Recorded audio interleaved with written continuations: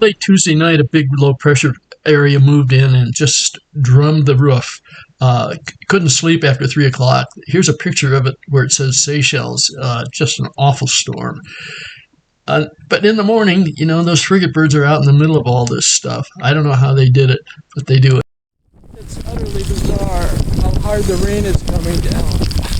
Nice fish. Got me 5 pounds. Really a nice fish.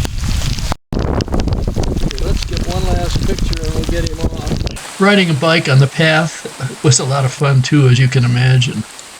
Okay, on to Thursday and Friday. I was casting out at Tamatabi Point early in the morning, and this sea turtle came right over to me. I don't know if he thought I was edible or I had something edible that I was going to throw him, but he eventually swam away. They don't have much fear of us at all.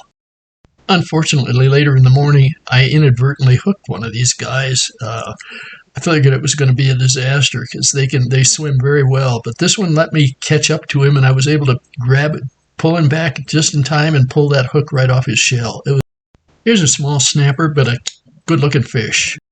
Then we'll have a kind of a lengthy compilation of various bonefish that I caught on Thursday and Friday. Almost every one of these was taken on a pillow talk fly.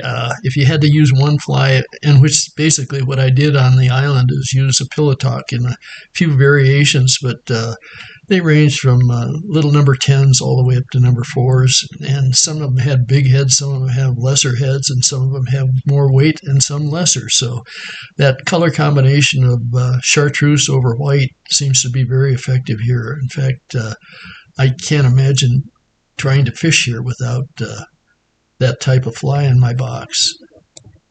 One of the other things that's interesting, at least to me, is that we're able to use 16-pound tippet here.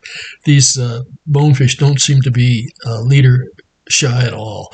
A long leader with good long tippet's fine, and the knot at the end can be an interesting thing too. A lefty's loop will let the fly flutter a little more in the water, but I'll have to admit I've had trouble with that fly. Have lost a number of fish because I don't seem to get it tied just right. So anyway, nice fish here though. They're all good fish. They're range between 3 and 5 pounds.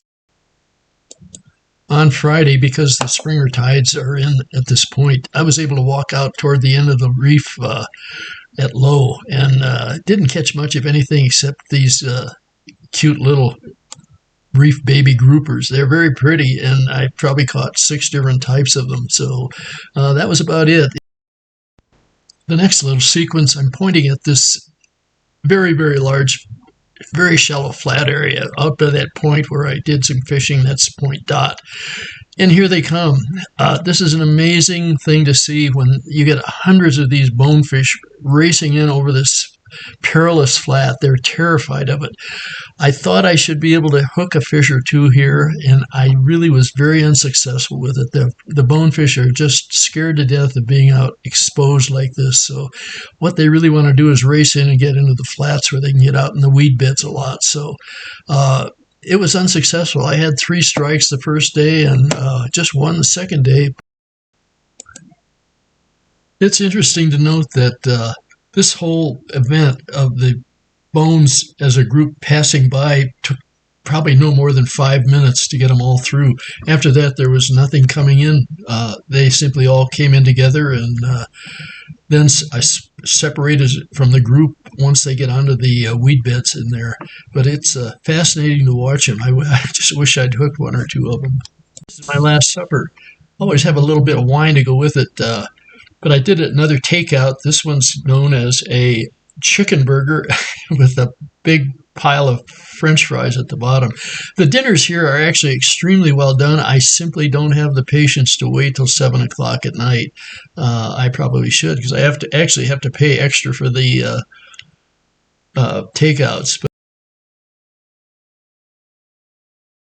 Okay, it's finally departure day. As usual, I got up at the break of dawn. We're usually on the flats by 6 o'clock before breakfast. So today it wasn't very good, but it was a beautiful morning. The sun's coming up nicely. I hated to leave the place because I know what the flight is going to be like on the way back home. It's miserable. So I'll probably be back again despite the difficulties we have getting to and from this place. It's just a great island to fish from, especially if you want to do it yourself, and that's what I want to do.